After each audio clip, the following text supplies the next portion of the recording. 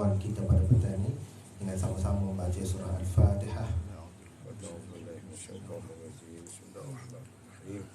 Alhamdulillahirabbil alamin, arrahmanir rahim, maliki yaumiddin. Iyyaka na'budu wa iyyaka nasta'in, ihdinas siratal mustaqim, siratal ladzina an'amta 'alaihim ghairil maghdubi 'alaihim waladdallin. Sadaqallahul azim. Amin amin ya rabbal alamin. Yang berhormat Sahibul Fadilah Ayahanda Datuk Adini Abdul Qadir Muhammad, Timbalan Mufti Kerajaan Negeri Kelantan, Al-Fadhil Ustaz Wan Nazri Muhammad Nur, Ketua Fatwa Jabatan Mufti Negeri Kelantan, juga selaku pengkuliah dan pentadabbur kita pada petang ini insya-Allah. Siri kita pada petang ini adalah pada siri yang ke-11, iaitu pada membicarakan bab iblis daripada golongan jin, yang mana tuan-tuan boleh merujuk kepada ayat 50 hingga 53 daripada surah Al-Kahfi. Dan untuk makluman juga, semalam kita telah membicarakan satu tajuk yang amat penting juga, iaitu berkaitan dengan harta dan anak pinak, yang mana berkisar melalui kupasan ayat 46 hingga 49 yang telah disampaikan oleh Yang Berhormat Datuk Timbalan. Jadi untuk seterusnya, saya dengan segala hormatnya menjemput dan persilakan Yang Berhormat Ustaz Wan Nazri untuk meneruskan kuliah kita pada petang ini. Dipersilakan.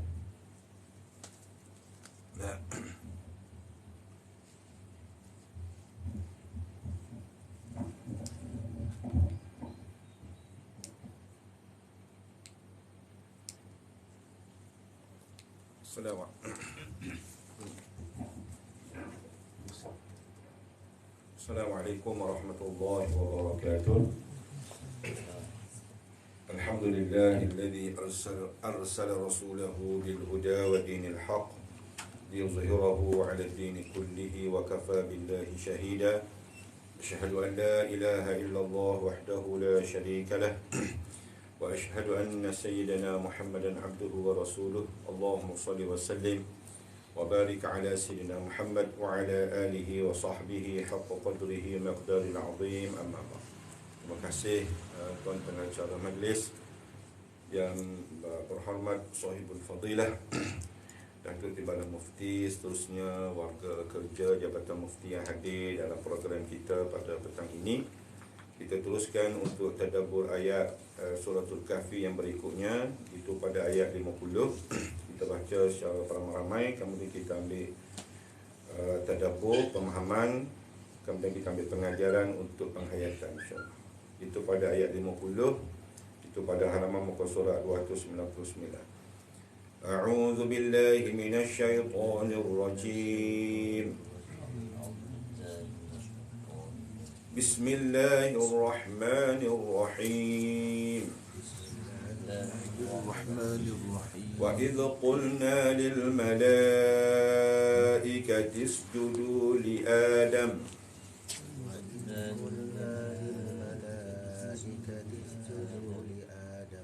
fasajadu illa iblis kana minal jinni fafasaqa an amri rabbih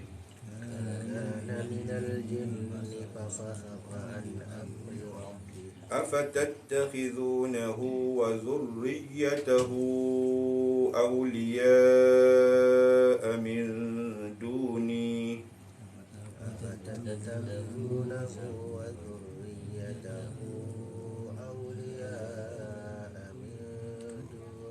wa hum lakum adu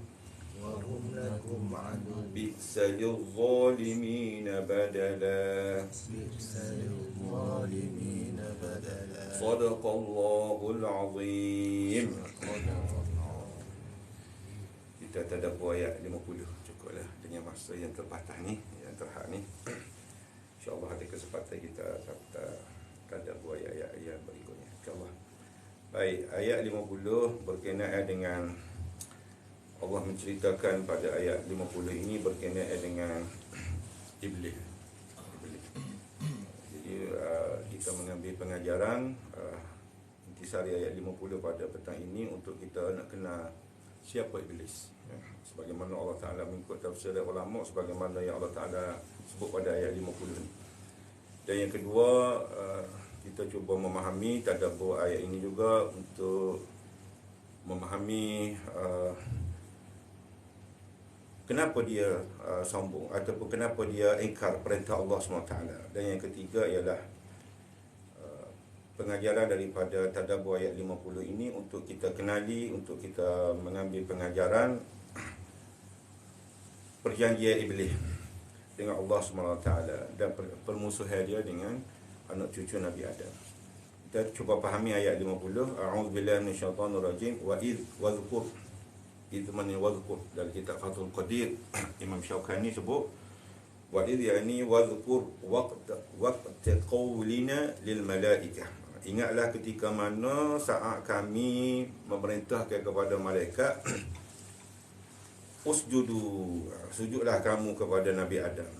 Itu disebut dalam kitab Fathul Qadir sujud dan tahiyyatin wa takrim, sebagai sujud penghormatan dan satu sujud kemuliaan. Bukan kata sujud ibadat sebagaimana kita sujud letak dahi ke latar. Itu dah dalam kitab Jalalain sebut sujud ia hanya sebagai suatu tunduk hormat gitu ya. Fasajadu, maka sekalian malaikat sujud. Illa iblis, kecuali iblis. Kana minal jinni, Allah menyebut adalah iblis itu daripada jin, golongan jin. Fafasaqa an amri rabbi, maka derhakalah iblis itu perintah Tuhannya. Maka Allah Ta'ala tanya dengan satu istifham ta'jib, sebagaimana dulu lah. Afatattakhidunahu wa dhurriyyatahu awliya'a min duni, Allah tanya, adakah patut kamu menjadikannya itu iblis, akan iblis itu wa dhurriyyatahu, keturunan zuriatnya, sebagai pelindung kamu, sebagai kawan teman kamu selain daripadaku. Jadi ini tidak sepatutnya, tidak selayaknya kamu menjadikan iblis itu sebagai pelindung, kamu berkawan dengannya, minta tolong selain daripadaku. Wahum lakum aduf, sedangkan kamu tahu bahawa iblis dan kucing-kucingnya, zuriat dan juga segala tenteranya itu, lakum aduf, bagi kamu adalah musuh seteru. Jadi peliklah dipanggil istifham ta'jib. Pelik sungguh, bapa kamu menjadikan iblis segala kucu-kucu dia, anak zuriat keturunan.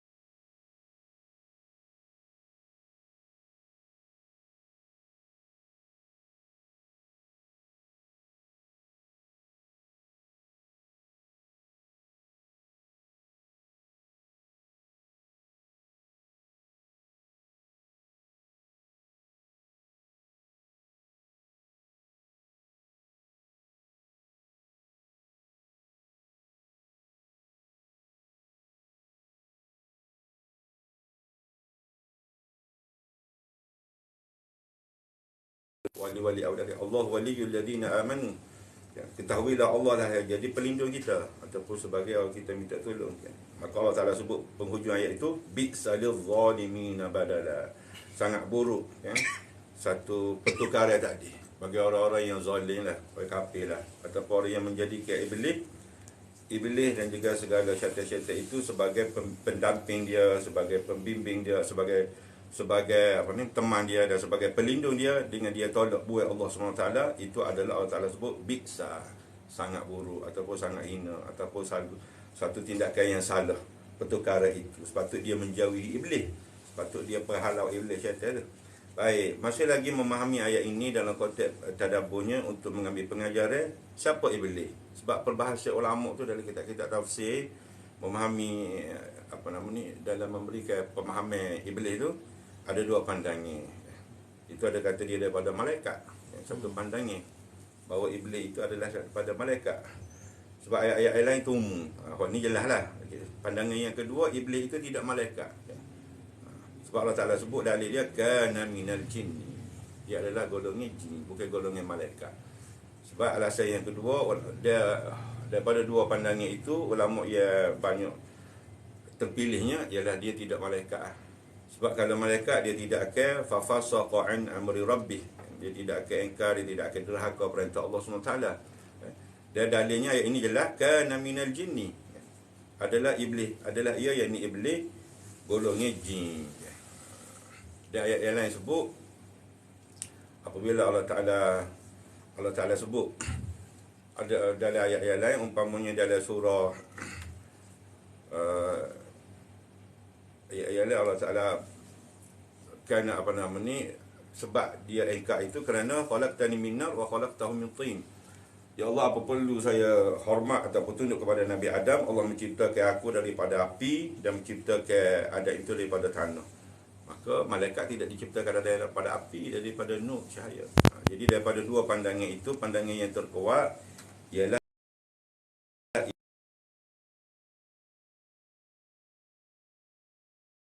bukan nama bersebenar dia. Dalam banyak-banyak tafsir ada sebut nama dia Azazil, kan? Cuma gelar dia, kan, iblis itu ialah ya apa nama ni, ataupun sebut al-la'in, kan, yang dilaknat. Baik. Untuk dan kita sedia maklum bahawa di sana ada beberapa makhluk ciptaan Allah SWT sebelum penciptaan Nabi Adam ini diciptakan malaikat, diciptakan apa namanya jin, okay. Sebelum daripada penciptaan Nabi, sebelum ciptaan Nabi Adam sebagai Abul Bashar, datuk bapak bagi segala manusia. Maka satu penafsiran ulama, iblis itu Abul Jin, bapak daripada segala jin, kan, gitu. Dan jin itu tidak semuanya kafir, tidak semuanya syaitan itu adalah jin, kan? Tidak semua, sebab ada jin baik, kan? Ada jin mukmin, ada jin kafir, kan? Dan jin itu pun ditaklifkan, diberikan satu tanggungjawab lah. Maka wa ma khalaqtul jin wal ins illa liya'budun. Jadi ia terpilih daripada persoalan, adakah iblis itu daripada malaikat, kan, ataupun dia daripada jin? Maka dua pandangan ulama itu yang terkuatnya ialah iblis daripada jin. Dan dia mengetuai suatu sekumpulan jin-jin kafir yang disebut syaitan, syayatin. Jadi bapak syaitan itu ialah iblis lah, ya, gitu. Baik, kemudian yang kedua, wa dzurriyyatahu afatattakhirunahu wa dzurriyyatahu awliya. Zuriat keturunannya, artinya dia beranak. Malaikat tak beranak, okey. Malaikat tak perlu berkahwin, tak perlu bergapo, kan, tak ada nafsu, tak ada bergapo. Jadi ini mengukuhkan lagi bahawa dia adalah jin, kan? Sebab dia tu beranak ke apa. Cuma kalau lah ditanya, patut siapa isteri dia, siapa tina dia, siapa anak-anak dia. Jadi dijawab oleh ulama, satu persoalan yang tidak perlu tahu. Jahil pun tidak menjadi satu dosa. Mencari-cari dia, kan, ataupun usul dia tu ia menghabiskan masa berapa, kan. Sebab Quran sebut umum gitu dah. Afatattakhirunahu wa dzurriyyatahu. Zuriat. Ada juga pandangan ulama bahawa iblis itu, laknatullah itu, dia ada dua alat kelamin gitu. Kemudian dia alat mana KJS tak tahu, kan. Gitu. Cuma ulama kata apa nama ni, ilmu satu pengetahuan berkenaan dengan siapa zuriat dia keturunan. Walaupun ada disebut, kan, dari kitab ulama-ulama mesti Imam Mujahid sebut, kan, anak-anak dia semua sekali yang mengetuai gini, yang memecahkan laki bini gini, yang gini, kan. Okey, baik. Kemudian antara pengajaran yang dapat kita ambil daripada untuk keduanya, iaitu kenapa dia ingkar, fasajadu illa iblis aba wastakbara. Disebut dalam surah, dalam apa nama ni, dalam muka surat, dalam ayat muka surat 152 apa tanda ni. Surat 152 dalam suratul A'raf. Allah ditikan lagi di tempat-tempat yang banyak. Dalam surah Kahfi pun sebut, kan. Ada dalam surah-surah yang lain. Baik. Surah Baqarah Allah Ta'ala sebut juga. Itu pada ayat 12 muka surat 152 suratul A'raf. Qala a'udzu billahi minasyaitonir rajim. Qala ma mana'aka alla tasjuda id amartuk. Qala ana khairun minhu khalaqtani min nar wa khalaqtahu min tin. Ini punca keenggan dia. dia tak si sujud tadi, tak si hormat kepada Nabi Adam, disebut Allah Ta'ala tanya kan, Allah Ta'ala berfirman, qala wahai iblis, ma mana'aka, apa yang menghalang kamu alla tasjuda, bahawa kamu tak si sujud kepada Adam ini, iz amartuka, saat apabila aku perintah ni. Okey, qala ana khairum minhu khalaqtani min nar, jawab oleh iblis. Qala, jawab ia, ana khairum minhu, aku lebih baik daripada Adam itu, lebih mulia kan. Khalaqtani min nar, engkau telah menciptakan aku ini daripada api, wa khalaqtahu min tin, sedangkan Adam itu diciptakan daripada tanah. Okey. Jadi sini punca takabur. Jadi mengambil pengajaran sebagai iktibar untuk diri kita dan penghayatan. Jangan ada sifat iblis ini pada diri kita. Sebab disebut dalam hadis, la yadkhulul jannata man kana fi qalbi mithqala dzarratin minal kibr. Satu ancaman baginda Nabi SAW, la yadkhulul jannah, tidak akan masuk syurga. Tidak akan masuk syurga sesiapa yang ada dalam hatinya itu sebesar atom. Kecil lah, zarrah, sebesar atom daripada sifat takabur. Dan dijelaskan pendetailan oleh Imam Ghazali dalam kitab beliau untuk pengajaran dan penghayatan kitanya. Punca-punca takabur tu ada 7. Untuk menghindari takabur ni, kesombongan ni, yang Nabi Aceh tidak akan masuk syurga. Sama ada di permulaan, tak masuk syurga tu ada penafsiran ulama lah, tak masuk syurga mula-mula ya. Apabila dia azab, dibakar dari neraka, kalau iman ada barulah masuk syurga. Orang kata la yadkhulul jannah tu bukan abadian, selama-lamanya. Selama mana dia ada iman, dia akan masuk syurga juga. Tetapi dengan ketakaburan dia, dengan kesombongan dia tu kan, akan dimasukkan ke dalam neraka. Artinya la yadkhulul jannah dalam tempoh yang lama dia berada dalam neraka, barulah akan masuk ke dalam syurga. Itu pun kalau dia tidak kafir. Kalau kesombongan itu membawa kepada kekufuran, la yadkhulul abadian, selama-lamanya dia akan masuk pada syurga. Jadi Imam Ghazali sebut sebagai tokoh mufakir Islam, hujjatul Islam, sebagai murabbi kan, untuk penghayatan kitanya, dia menyinarakan 7. Sebab nak jauh sesuatu itu kena tahu punca dia, kecil manis betul kan. Kecil manisnya sebab dia gini, punca dia gini. Jadi orang yang tidak ada kecil manis itu, dia boleh hindari daripada patai, daripada sebab-sebab yang boleh membawa kepada kecil manis apa. Sebab-sebab yang boleh membawa kepada ketakaburan itu, kesombongan itu ada 7. Kalau kita boleh kenal 7 ni, kita boleh beringat gitu. Jadi 2 aspek agama, 5 aspek dunia. Boleh ingat tu 7 kan. Dua aspek yang ditutup dalam aspek agama ni ialah ilmu. Memang kita wajib belajar. Talabul ilmi faridatun ala kulli muslim kan. Wajib belajar. Cuma janganlah kerana keilmuan kita itu menjadi angkuh.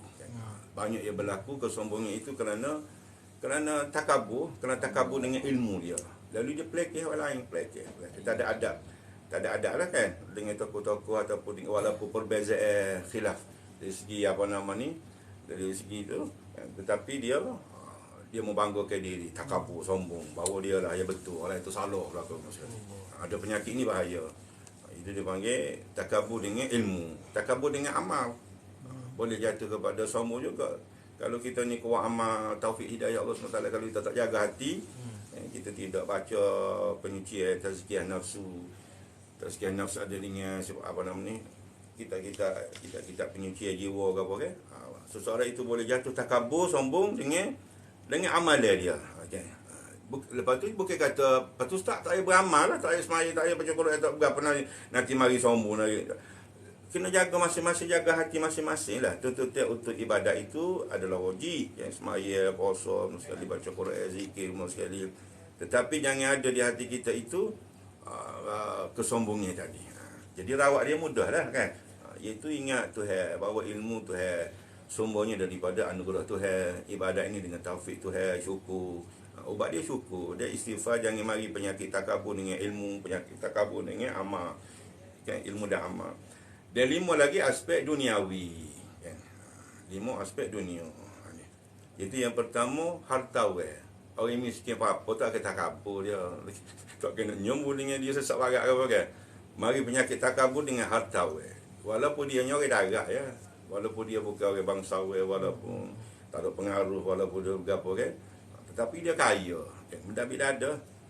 harta. Jadi kalau kita ditakdirkan oleh Allah SWT memiliki harta yang disebut sebagai harta harta lebih sikit, jangan takabur. Dan ubat dia ialah ingat bahawa segala rezeki kurnia itu dia puncanya daripada Allah, kan? Untuk uji kita, untuk berikan satu amanah sekali. Satu harta yang kedua bangsa dia nya sesak barat ya, tak ada piti, tak ada apa, rupa tak ada apa sekali. Tapi dia boleh mendapik dada kesombongan itu kerana keturunan dia, sebagaimana iblis ni. Dia pakai asal dia, hamba dicipta daripada api Allah. Apa perlu hamba?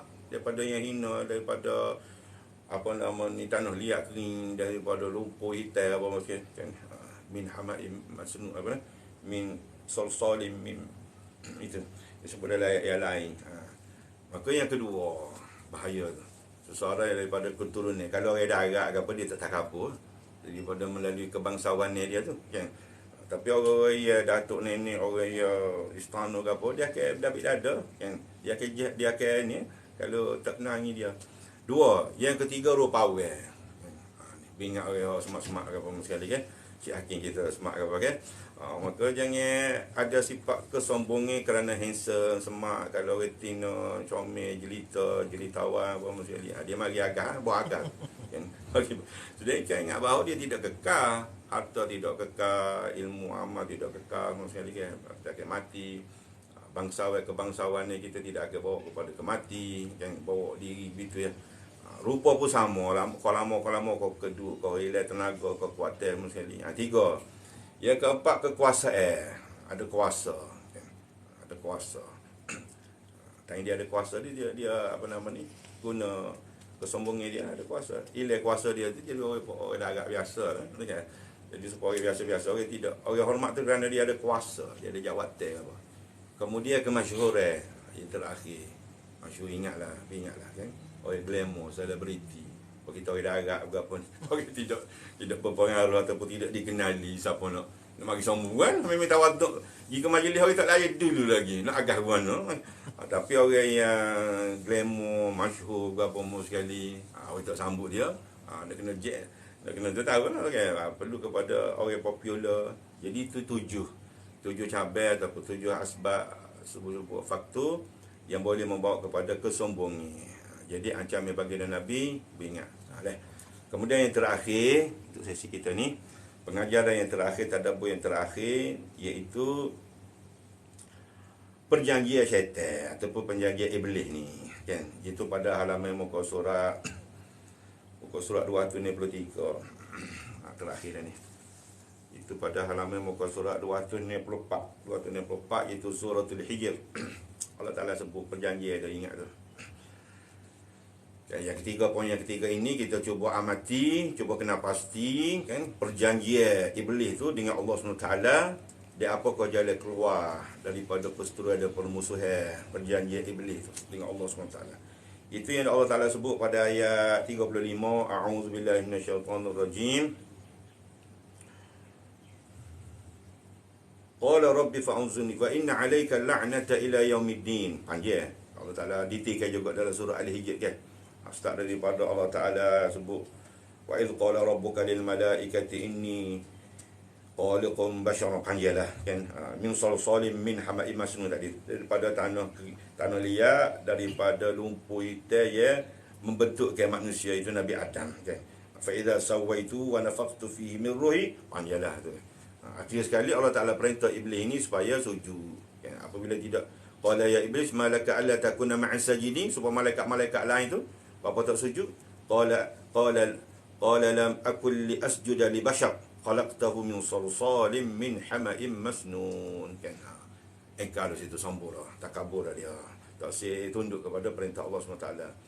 Maka Allah Ta'ala sebut wa inna 'alaikal la'nata ila yaumiddin.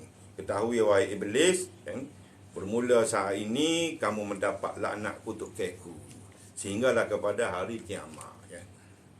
Maka ini perjanjian dia, perjanjian iblis. Qala rabbi fa'unzurni ila yaumi yub'atsun. Ya Allah, kalau begitu, iblis mintanya, wahai Tuhan, fa'unzurni, tangguhkan kematianku. Tak cantik, tak mati dia. Berdasarkan ayat ini, kan, artinya dia kekal sehinggalah kepada kiamat. Fa'unzurni ila yaumi yub'atsun. Ya Allah, mohon kalau Allah memperkenankan, tangguh ke kematian aku, tak saya mati, sehinggalah kepada hari pertemuan kebangkitan dengan Allah SWT, itu hingga kiamat. Qala, berfirman Allah Ta'ala, fa innaka minal munzirin. Tak apa, Allah Ta'ala mustajabkan, Allah Ta'ala perkenankan, tak apa, Iblis kamu kekal. Ya. Ya, tak start pada Nabi ada dulu, siapa ada ni ada ni. Mana tak Allah Alam. Okay. Ila yaumil waqtil ma'lum. Okay. Sehinggalah kepada satu waktu ya sudah dimaklumi, iaitu hari kiamat. Qala rabbi bima aghwaytani la uzayyinanna lahum fil ardi wa la ughwiyannahum ajma'an. Ini perjanjian dia. Untuk tadabbur, untuk kita ambil renungi dan sebagai penghayatan bersama, okay? Ingat ni, janji Iblis ni. Iblis jawab pada Tuhan, ya Allah, ya Tuhan, kalau begitu, kan, Tuhan telah kutuk hamba, kan, Rabbi bima aghwaytani, wahai Tuhan, dengan apa ya Allah Taala telah kutuk, telah laknat hamba ni, telah sesatkan hamba ni, kan, selama-lamanya sehingga hari kiamat, la uzayyinanna lahum fil ardi. Tazyin. Hamba akan cuba indah ke bagi manusia itu di muka bumi ni segala kejahatan. Tazyin. Zina nampak baik, nampak apa ni, nampak indah, kan. Jodi nampak indah, tak semaya nampak. Dia panggil tazyin, la uzayyinanna lahum fil ard wa la ughwiyannahum ajma'in. Dan pasti saya akan, sebagaimana saya sesat, la ughwiyannahum, okay. La ughwiyannahum dengan takkid tu di hujung tu, okay. Lain besar lagi tu. Apa nama dia? Apa nama ni? Nun takkid tu. Sungguh-sungguh hamba akan cuba sesatkan mereka itu, anak zuriat keturunan Nabi Adam ini keseluruhannya, kan. Apa rahsia dia, kan? Cuma sebagai renungnya juga, kan, melalui ayat-ayat Al-Quran daripada penipuan ataupun talbisu iblis, kan, ataupun pembohongan ataupun muslihat ataupun hasud iblis itu, kan, di antara jalan-jalan dia nya disebut dalam surah Al-Baqarah misalnya, ayat 268, kan. Apa namanya? Asy-syaitan ya'idukumul faqr. Takhwif dia panggil, kan. Asy-syaitan ya'idukumul faqr. Syaitan tu, bapak syaitan itu ialah iblis lah. Iblis menjanjikan, ni dia panggil takhwif, kan. Apa nama, memasukkan dalam hati keraguan kamu itu, sedekahlah sedekah, infaklah infak, jadi apa, kan. Jadi sesuatu barat ke apa, kan. Itu permainan iblis lah, kan. Talbis bagi, kan. Dengan takhwif. Asy-syaitanu ya'idukumul faqr, kan, wa ya'murukum bil fahsya'i wal munkar. Dia panggil dan juga menghasut kamu supaya melakukan kekejian, zina, wal munkar, dan apa-apa satu jenayah dosa yang lain, kan. Itu apa nama ni, hijau jahat syaitan. Begitu juga antara kejahatan syaitan iblis dan juga zuriat keturunan dia, bala tenteranya, ialah Allah Ta'ala nampakkan dalam ayat suratul Baqarah, tidak jauh pun, itu satu ayat 1, 2, 3, kan. Antara yang dia cuba menyesatkan manusia, menjahanamkan manusia untuk masuk sekali bersama dia ke dalam neraka tu. Allah Ta'ala sebut daripada ayat suratul Baqarah, suratul Maidah, pengharaman arak dan judi, kan. Dimulai dengan ya ayyuhallazina amanu, ya ayyuhallazina amanu innamal khamru wal maisir wal ansab wal azlam rijsun min amali syaitan fajtanibuhu la'allakum tuflihun. Satu penjelasan Allah SWT pengharaman apa ni, arak, judi, pemujaan ataupun penyembahan berhala dan juga tenun nasib ni. Empat perkara ni, maka Allah Ta'ala sebut innama yuridu syaitanu an yuqi'a bainakumul adawata wal baghdha fil khamri wal maisir, khususnya pada judi dengan arak dengan judi. Allah Ta'ala sebut, sesungguhnya ketahuilah syaitan itu berkeinginan akan menimbulkan di antara kamu itu perseteruan dan perbalahan. Itu kerja jahat syaitan. Jadi bala laki bini ke apa, bala adik-beradik, bala apa nama ni, anak dengan ayah dia, bala itu adalah yuqi' tu, yang menimbulkan, ia cocok tu, kan. Al-adawah wal baghdha, permusuhan dan juga kebencian itu. Khususnya pada arak lah, khususnya pada arak dan khususnya pada judi, kan. Jadi wajib kita tinggal lah sebagai satu jalan ikhtiar supaya tidak jatuh pada amal syaitan. Dan juga wa yasuddakum an zikrillah wa anis salah. Ini kerja syaitan ni kan. Maknanya dia akan hasut, dia akan menghala, wa yasuddakum, menghala menyekat kamu daripada melakukan ingat kepada Tuhan, wa anis solah, khususnya pada semaya. Fa hal antum muntahun, dengan keburukan itu adakah kamu tak setinggal dengan judi? Okay? Mengasyikkan kamu, kelalaian kamu. Jadi ini antara perjanjian syaitan. Akhir sekali, 5 minit je lah. Kita berhenti dua suku kan. Balik awal ni. Akhir sekali, apakah jalan keluar kita daripada muslihat ini? Yang disebut oleh ulama, alim ulama kita, jalan ikhtiar kita, satunya minta tolong dengan Tuhan kan. Okay. Allah Ta'ala sebut dalam ayat kita baca tadi kan. Ayat ayat mana tadi ni? Ayat 152. Ni. Allah Ta'ala bagi resepi dia. Allah Ta'ala sebut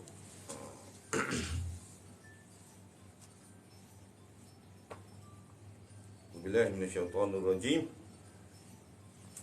Qala anzurni ila yaumi yub'atsun qala innaka minal munzirin qala fa bima aghwaytani la'aq'udan siratal mustaqim illa mukhlasin. Ayat berapa tak nak ni? Cari 2 muka soalan. Muka soalan 4. Okey. Allah Ta'ala sebut illa ibadaka minhumul mukhlasin. Lepas mana perjanjian tadi kan? Qala rabbi bima aghwaytani la uzayyinanna lahum fil ard wa la ughwiyannahum ajma'in, dalam surah Al-Hijr tu. Itu pada ayat 41 tu. Ayat 40. Illa ibadaka minhumul mukhlasin. Kecuali akan mendapat pelindungnya, akan dapat pelepasan ataupun ia tidak termasuk dalam tipu daya muslihat, hasutan dan juga gangguan aku ni, melainkan hamba-hamba engkau daripada manusia itu al-mukhlasin. Ya Allah, ya engkau, ya Allah Ta'ala telah ikhlaskan mereka itu. Jadi kena ikhlas dalam beramal, mukhlasin kan. Minta kepada Allah SWT biar Allah Ta'ala jaga hati kita ni, jangan ada ria kan? Jangan ada takabur tadi kan. Ni kena baca study lah. Kita Datuk kan, iaitu penyicir jiwa kan. Antara yang digunakan oleh iblis tadi ialah melalui hawa nafsu tadi lah. Anggota dia masuk dalam hadis Nabi sebut kan, inna syaitana yajri min ibni adam majrad dam. Itu hadis sahih kan, disebut dalam kitab Ihya Ulumuddin kan. Cuma fadayyiqu majariyahu bil ju' wal atash. Ulama kata di situ tidak ada asal kan, gitu. Tapi kita raikanlah kan. Imam Ghazali masuk dalam kitab Ihya dia kan. Cuma ulama beri satu penjelasan, keterangan itu betul kan. Artinya kamu sekat ataupun kami sepitkan sikit, syaitan itu akan masuk. Ada sahih muttafaq alaih, permulaan dalam kitab hadis itu, inna syaitan akan masuk yajri min ibni adam, dalam tubuh manusia ini menjala dalam perjalanan apa nama ni, sebagaimana aliran darah dia akan masuk kan. Maka Imam Ghazali sebut kan, cuma ulama tikaikanlah akhir tu fadayyiqu kan. Tetapi ungkapan itu benar kan. Fadayyiqu, hendaklah kamu tutup ataupun kamu sepitkan dia supaya syaitan duduk luar itu. Dengarlah pada agak itu ialah simbolik kiasan kepada puasa. Sebelah ni lah. Sebab itu ditafsirkan ulama berdasarkan keterangan hadis, nas hadis, sufidatis syayatin, itu syaitan-syaitan itu dibelenggu, dipenjara, dirantai. Itu ada 2-3 pemahaman kan. Hak pertama tu memang dirantai sungguh lah, dibelenggu ataupun dikurung kan. Duduk susuk mana Allah Ta'ala tu, itu tak bebas ataupun sepanjang Ramadan itu kemuliaan Ramadan. Tetapi ada satu penafsiran ulama kan, dia tidak semua dikurung. Hak kurung tu hak boboh besar-besar, hak bili-bili cahaya tu, lepas dia hak bili-bili ni pun terganggu dah, tertipu dah, hak bili-bili hak ahli tu kan. Dan pandangan yang ketiga, bebas dia. Sama ada boh-boh atas sekali iblis di kau ataupun kucu-kucu nalai-nalai apa sekali, ataupun hak bili-bili baru jin-jin baru nak jadi jahat tu kan. Ataupun tu kan. Ada dia bebas kan. Tapi kenapa Nabi sebut sufidat kan? Artinya dibelenggu seakhir-akhir. Seakhir-akhir dia dipenjara ataupun dia tidak bebas untuk mengganggu manusia. Dia ada kan. Ataupun ni. Tapi apabila manusia menghayati puasa, dia jaga, dia patuh semua kan, tidak ada kuasa dia hilang sultah iblis tadi untuk mengganggu manusia tu kan. Itu yang disebut oleh Imam Ghazali yang menyebabkan seseorang itu tertipu dengan gangguan ataupun dihasut syaitan iblis ni, kerana dia tidak ada kuasa menahan segala keinginan nafsu dia. Dia ada kaitan. Itu syaitan masuk dalam tubuh kita itu, dia dapat ganggu ialah hati kita, ganggu waswas, dia hantar akal kita. Jadi antara senjata yang kita guna pakai ialah kawan nafsu kita. Syaitan tak ada dah. Kita ambil atas pandangan ulama kata dengan makna hakiki syaitan iblis dibelenggu tu kan. Kita kontrol nafsu ya kan. Itu sebab itu dalam proses puasa ni ada 3 bahagian Imam Ghazali sebut kan. Jadi puasa hari awal tu puasa sajalah, tak makan tak minum berapa. Tapi panca indera semua berapa benda tu lagi koksi berapa mata berapa mau sekali kan. Tak jaga. Maka kita tingkatkan kemuliaan puasa kita tu kan, kesejahteraan dan supaya diterima di sisi Allah tu. Tingkatkan lagi mujahadah nafsu kita itu ialah puasa dengan somu khusus. Puasa anggota. Mata kita jaga. Syaitan duduk usik lah. Kan, duduk kosik nafsu kita tu membangkitkan gairah syahwat kita kan. Keli kosik. Sedap nafsu mata keli kosik benda-benda jahat kan. Telinga, mulut, kecek kosik, telinga dengan kosik sedap. Tapi kena ada, kita kena mujahadah gitu kan. Tapi kita sendiri. Kan. 7 dia gunakan 7 tu kan. Mata penglihatan, telinga pendengaran, mulut percakapan, perut pengisian makan. Dia sebut dalam penawar bagi hati semua sekali kan. Ini benda-benda yang boleh menyebabkan kita ni jauh daripada Allah SWT. Apa? Kemudian kemaluan, seks, keinginan nafsu syahwat kan. Kemudian tangan, kaki. Akhir sekali puasa paling utama sekali, khususul khusus. Puasa hati kita, ingat Tuhan. Sebab itu antara rahsia yang kita akan mendapat perlindungan daripada Allah, perlindungan Allah daripada segala tipu daya iblis dengan segala tentera dia tu, ialah ingat Tuhan. Sebab dalam surah An-Nahl tu, min syarril waswasil khannas. Khannas itu yata'akhir 'anil qalbi alladhi kullama dzakara Allah. Tafsir kita jalan kan. Itu al-khannas antara ciri syaitan ni, iblis ni kan, yang mengganggu manusia ni, dia ta'akhir, artinya dia duduk jauh-jauh, terpenjara luar, dia tak boleh mari dekat dengan kita tu kan. Anil qalbi alladhi, dia tidak boleh masuk, dia tu penjara tu luar kan. Itu hati yang seseorang itu sentiasa zakarullah. Kullama zakarullah. Dia pergi dia mari. Seseorang yang lalai Tuhan, hati ingat Tuhan ke apa kan, maka dia mari usik, mengganggu kan. Tetapi seseorang hati yang ingat Tuhan, dia akan ta'akhir, dia lari kan. Dia akan lari jauh-jauh ke apa sekali kan. Ini antara mukhlas ini kita minta kepada Allah SWT supaya kita ni diikhlaskan dalam ibadat kita. Antara yang ditakuti oleh syaitan ialah keterangan-keterangan hadis, sujud, memperbanyakkan sujud, khususnya apabila ayat sejadah kan, Nabi sebut dalam hadis, Nabi sebut idza qara'a ibnu adam as-sajdata fasajada i'tazala asy-syaitanu yabki kan. Syaitan dia jerit juga kan. Syaitan jerit. Malaikat tak tahu dia tak ada nafsu ke apa sekali kan. Apabila anak Adam itu membaca mana-mana ayat sejadah kan, ayat-ayat yang dituntut kita sujud sejadah kan, banyaklah kan. Okay. Fasajada, selepas dia baca ayat-ayat sujud sejadah tu, dia sujud. I'tazala asy-syaitanu yabki kan. Teriak syaitan, menangis kan. Takut apa nama ni merintih dia. Dengan katanya ya wailahu, celaka hamba tu kan, ataupun riwayat ya waili kan, celaka aku ni kan. Umi rabbi sujud fasajada falahul jannah kan. Hamba itu diperintahkan sebab ayat-ayat sejadah kan. Dia memahami ayat itu sebab sujud, dia pun sujud, fasajada, sujud hamba tu falahul jannah, syurgalah bagi dia kan. Wa umirtu bisujud fa abaitu faliyan nar. Ada pun aku ni diperintahkan sujud kan, Allah Taala engkar dulu. Walaupun sujud hormat kepada Nabi ada tu, sejarah Hawa dia tu, fa abaitu kan, aku enggan, maka bagiku ini neraka. Jadi antara resepi yang kita boleh menduka cita ke syaitan tu kan, artinya sentiasalah dengan semaya kan? Semaya dengan ikhlas kan. Semaya antara yang boleh membantu keikhlasan kita ni. Sebab itu di semaya malam kan? Dituntut semaya malam tu memang dia boleh membina keikhlasan kita. Seseorang yang berjalan jenuk biasa kan, melatihkan sebenarnya semaya malam tu kan, artinya boleh membina dia itu sifat ikhlas kan. Kalau tak semaya malam tu payah sikit lah kan. Tak nak nyeru kat orang apa. Antara yang lagi puasa tu sendiri berdasarkan keterangan hadis tadi kan, inna syaitan yajri min ibni adam inna syaitan yajri min bani adam majrad dam fadayyiqu majariyahu bil ju' wal 'atash. Puasa tu sendiri. Sebab dengan puasa tu sendiri kan, kita boleh jaga, kawal, kontrol pandangan mata kita dan anggota kita. Dan akhir sekali, apa nama ni, dengan zikrullah juga. Dengan sebab itu antara rawat Datuk Timbalan Mufti ajar kita apa kan? Azal tu.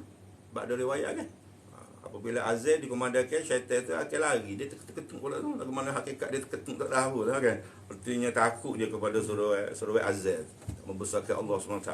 Habis hasil dia mari pula. Ngacau berapa umur sekali. Kan? Dan akhir sekali seumur sakit.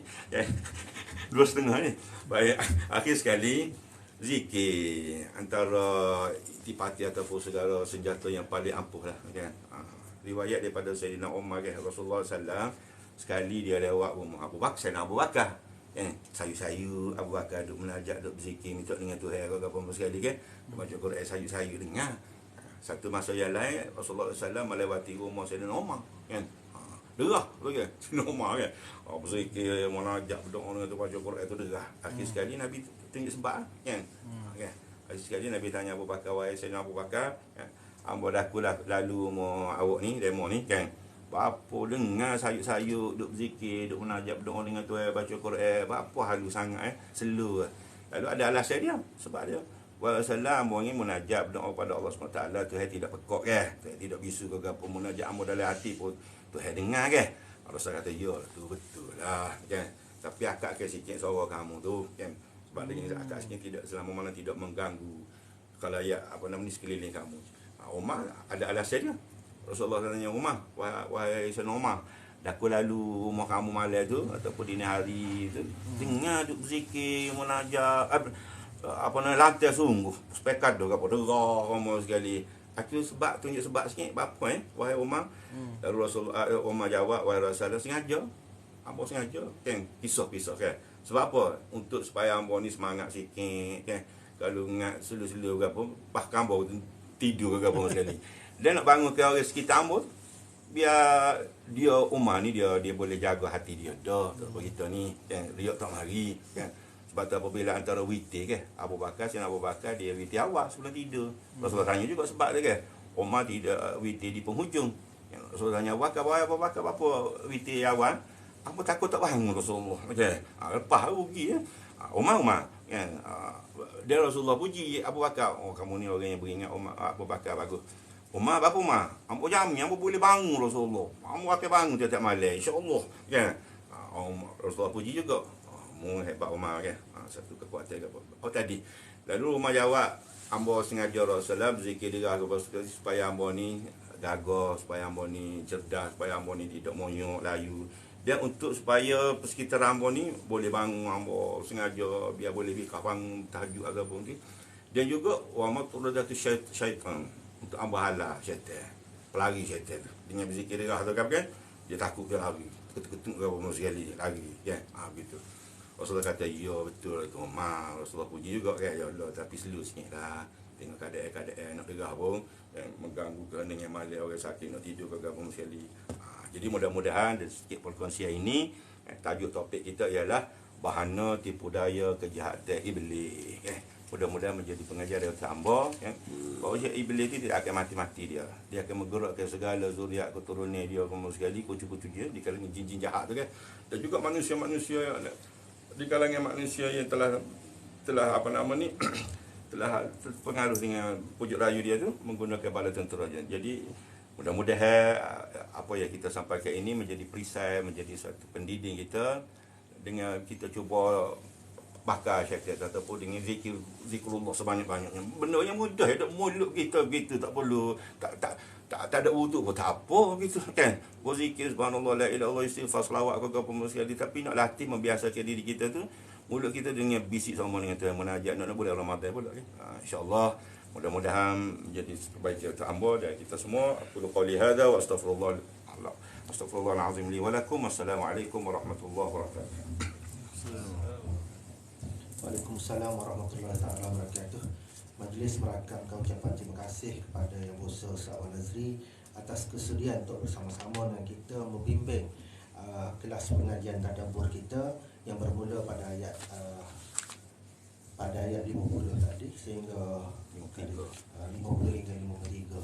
Dan insyaAllah pada sesi berikutnya, pada sesi yang ke-12 minggu depan minggu depan pada hari Ahad ni, kita akan sambung balik pada ayat ke-54 hingga 50 yang lebih menarik lagi, iaitu berkaitan dengan manusia suka berjidal. Berjidal makna suka membantah. Dan daripada apa yang disebut oleh Al-Fadhil Ustaz Nazri tadi, saya suka nak petik dua benda lah. Satunya disebut sufidati syayatin, makna bulan puasa ni kita rasa sebut tak ada, tapi kita lupa juga dalam surah yang lain Allah SWT sebut wa kadzalika ja'alna likulli nabiyyin aduwan syayatinal insi wal jin. Hak tu paling kita bimbang payah nak buat, iaitu kata Allah SWT, demikianlah kami jadikan setiap generasi, setiap zaman Nabi ni, makna daripada Nabi Adam sampai pada Nabi Muhammad sallallahu alaihi wasallam, ada musuh ni hak disebut oleh Ustaz Nazri tadi, iblis, anak-beranak dia, syaitan.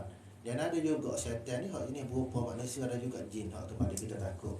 Dan insya-Allah mudah-mudahan dengan apa dikongsikan oleh Al-Fadhil Ustaz Nazri tadi, kadang-kadang itu tak comel kita jauhi daripada melekat pada diri kita, takut kita juga mewarisi yang dikata sebagai anak beranak atau saudara kepada syaitan dan juga iblis. Sedikit pengumuman untuk minggu depan. InsyaAllah pada hari Ahad kita akan meneruskan sesi seperti biasa. Dan pada hari Isnin, ini secara tak rasmi kita umum dulu, mudah-mudahan kita boleh buat persiapan awal, iaitu kita rancang nak buat sunat tasbih hari Isnin. InsyaAllah ada jadual tu, kalau tidak ada aral selepas mesyuarat bagi fatwa mungkin dalam pukul 11. Jadi untuk tu juga mungkin akan tak nazarkan sebutlah dan mesyuarat proses hari Ahad ni. Jadi pegambar tiba daripada apa yang disebut oleh Ustaz Nazri tadi, marilah sama-sama kita tangguhkan perjumpaan kita pada petang ni dengan sedikit tambahan. Sama-sama kita membaca ta'awuz, semoga dijauhkan diri kita daripada syaitan, dan kita susuli dengan membaca suratul As dan tasbih kafarah.